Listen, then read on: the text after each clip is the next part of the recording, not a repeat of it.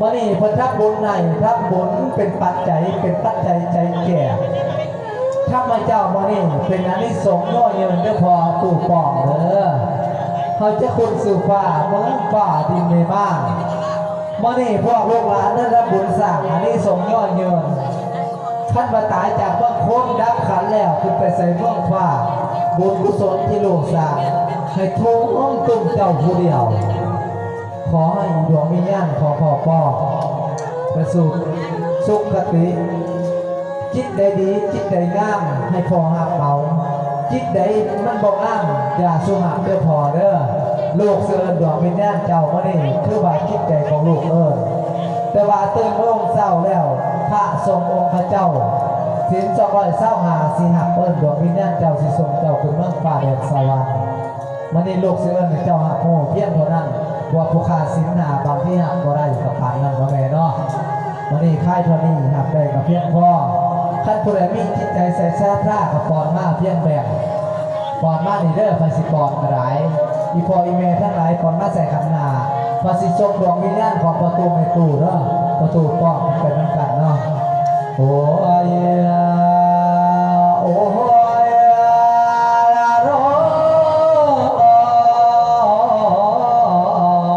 โอ้ยเพิ่นว่าบุญเลยบุญเลยบุญเดียวเคยสร้างอานิสงส์กันอยู่ยืนบุญด้วยบุญคนเกิดมาในโลกาเดือดสร้างไว้โอ้ยกุศลนาให้งามนับเป็นเพื่อนโอ้ยโอ้ยโน่โอ้ยโน่โอ้ยโอ้ยลาเพราะว่าขณะคันนี้มีเครื่องต่อเครื่องผู้ขาดสิไปปัจจัยบนใดพี่น้องผู้ขาดสิไปกินไปท่าสิไปโม่ทนาน้ำกอกบุญของเพิ่นถ้าเพิ่นได้กอดมากคนนั้นสิมีอันที่สงและผู้ขาเนาะล่าแม่เอ๋ยแม่สาธุเด้อนี่จังน้ำตาดังเพียงตายเพียงเกิดแม่เอ๋ยฟ้าป่าเสิร์เทียงแท้คือดังมีทางจังพอเสิร์ทั่วผ่านเขาสมพงดอกโพสีเด้อแม่เด้อผู้นั้นมีฐานะว่าลำด้วยจนใดผู้ได้จนของเงินใส่จนมีคือเก่าแม่เอ๋ยท่านพันกีบหรือว่าทางน้ำผ้าก็ได้กันทางในใจน้อสดเสื่อมพันลอยกระทอเดียวคนรวยเด้อท่านเป็นพันใจพระสงฆ์ยังคิดต่อทำขันนิ่งบ่มีแล้วบุญยังสิเกิดต่อยาสุกิเด้อมอ500กีกาเป็นบุญเด้อแม่เจ้าย่อข้อกำก็ว่าบุญโอ้ยแม่เอ๋ยแม่นี่ละเนาะพระราชูสุดสั่งให้มาฟังเอาไว้ดอกเล่าเฮาเนาะพี่โพโยไก่หรือโยไก่ที่มารวมดอกห่วงงานแขกต่างไก่ไทยต่างบ้านที่มาหัวเด้อกองบุญหวังเป็นดวงเด้อปัจจัยบาทนาไปเด้อไข่ซอยศรัทธามีเด้อเป็นลอยรวมน้ำใจดอกเป็นท่านที่คดีเด้อเดินคนส่วนเด้อส่วนนี้ไปให้พอผู้ตายแม่เอ๋ยตลอดน้องเอ๋ยอ้ายส่งมาลูกลาเล่นทั้งปลาส่งบุกเดีแผ่เมตตาไปหาเจ้ามีทั้งพาวางเข้าของกินดีสิ้นตอนป้องเอ๋ยมีเสื้อผ้าอาภรณ์ขอบเครื่องจิ๋งเครื่องใส่กักเกี่ยงให้กูสู่แนวฟ้าสาดพังยอดแก้วขั้นนอหากลังสูงแต่ตัวเอ๋ยมีดินลายกายกันพันเหลียวเบี้ยบังแล้วมางามเจ้าดีแม่เอ๋ยได้วาระแล้วบาดนี้สิร้องดอกกาขวาง พ่อแม่เอ๋ยก่อนเป็นละครสิได้เห็นเรื่องดวงวิญญาณนี่คือขันมาละพ่อถูกจองเทียมไตพี่น้องบ้านดงเอ้ยมาใช่ไหมสิไปน้ำคอยอยู่บนสวรรค์เอ้ยน่ะมาท่านจีบกันเลยโอ้ยเอ้ยพี่เอ้ยนี่คือขันมาละเอ้ยตูนเอ้ยนี่คือขันมาละเอ้ยมองเอ้ยนี่คือขันมาละพ่อถูกจองเทียมไตผู้กาขอขามาไว้อย่าเพิ่งใจเดี๋ยวเอาโทษอย่าได้โกรธผู้ข่าย้ำขาดให้ดวนมาให้ดวนมาเ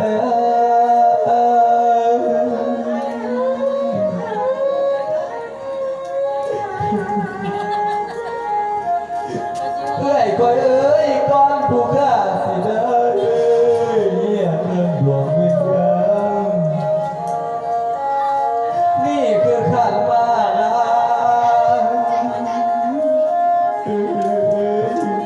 พ่อถูกต้องเทียงใจผู้ข้าขอขมาไว้อย่าเครื่องใจเอาโทษอย่าได้โกรธผู้ข้าย้ำขาดให้ดวนมา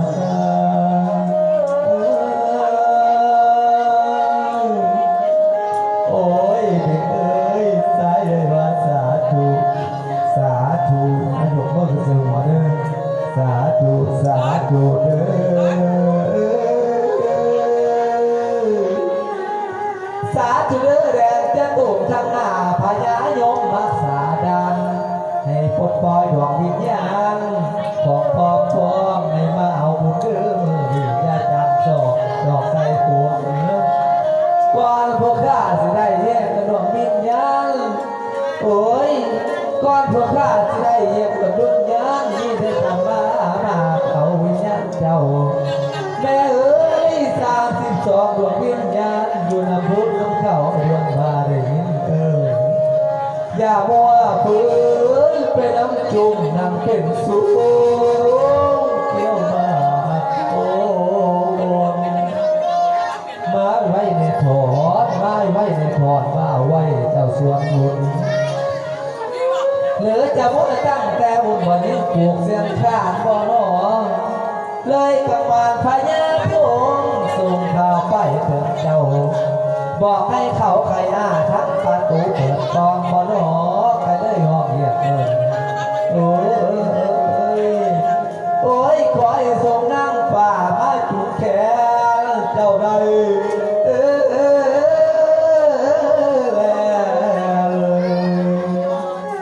โอ้ยมาฟังแปลกๆขอให้เพื่อนนั่นสี่ทางให้ยาสุโลกแม่เอ้ยพ่อป้องเอ้ยขั้นมาหอดหัวอายาไปสุดปากขาเด้อพ่อเด้อพ่อป้องเอ้ยขั้นมาหอดหัวอายาไปสุดปากเข่าพ่อป้องเอ้ยเจ้ามาหอดหัวเล่ายาสุรีสดกายทางโลกยิงโลกสายซุ้มหัวลิลาหลอดได้นั่งคอยอยู่ทั้งพี่หรือผีเงินบ่ไข่ทั้งประตูบ่เปิดปองบ่หนอก็เลยยอมเหียดในผีบ้านบ่เปิดไข่เจ้าย่าได้ปิดกองทางเที่ยวให้เพิ่นมาเอาบุญนับกุศลนั้นไปทองพ่อเอ้ยเจ้าอย่าสองเด้อดูสิ่งเวลาปาสิปิดก่อนพ่อพ่อเ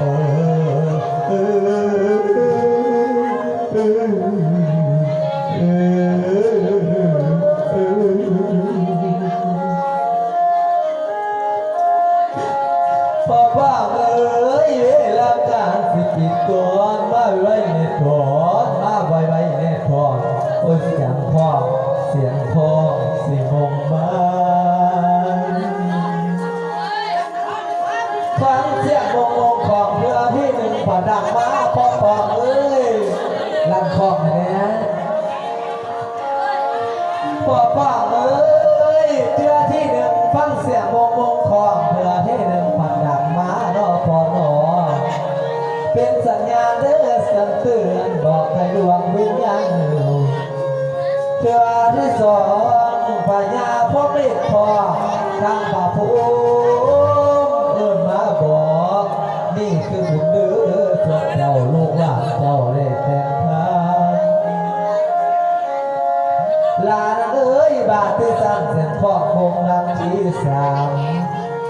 ลั่นแน่ปฏิสาม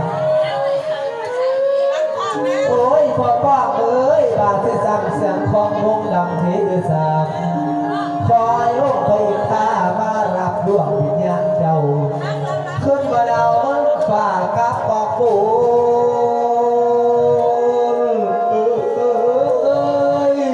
ที่ใด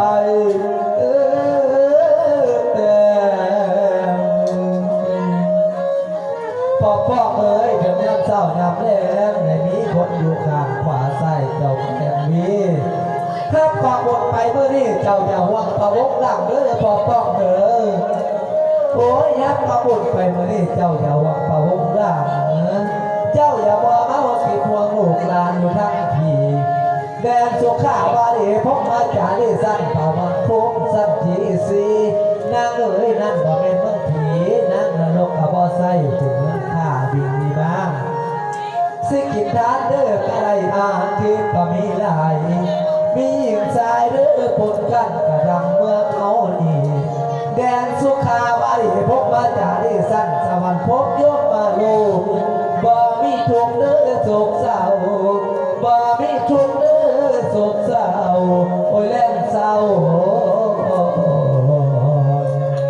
อยู่สะเทียนบ่มีว่าส่วนบุญที่พ่อเอ้ยที่แม่เอ้ย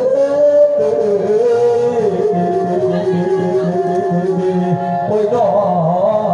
โอ้ยน้อโอ้ยฟ้าเสียงท่านตลอดทับต่อได้หลายเด้อจะเสียละเสียบุคคลแจ้งเรื่องวันนี้ก็แจ้งหัวเก่าสมีนะแม่เนาะเอาไปขอบอกเลยเอาเอ็ดเข้าไปโทรทองอยู่ทั้งพวกไม่ใหญ่เด้อห้ามจูบรับถูกไว้รับเด้อถูกปากหลอกต้นไปไงแต่ว่าอันนี้คือปัจจัยเมื่อเศร้าผู้ขาสิโมทนาท่าน้ำกัดไว้เนาะผู้ด่าเอาไว้ผู้ขาที่ว่าเป็นกองป้าหรือเป็นปัจจัยต้นคาราพุทเป็นโมทนาท่าน้ำกัดสิท่านน้อยฉลาดสิแบ่งน้อยเป็นไรก็ถือว่าได้บุญน้ำกัดเลยเนาะใช่ตัวละพวกมันใหญ่ตัวละอาลูกหมอรับพ่ออะไรฟังในเสียงเพลงไอ้เนี่ยเขา